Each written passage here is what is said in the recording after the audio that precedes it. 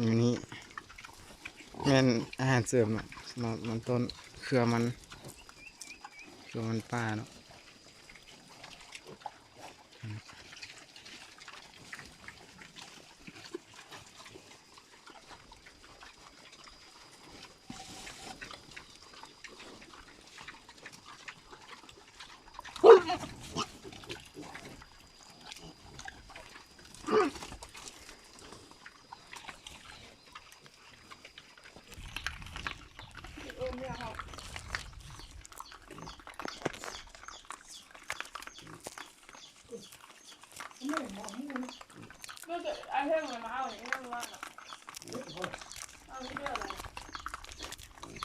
เลี้ยงแบบสบายเนาะ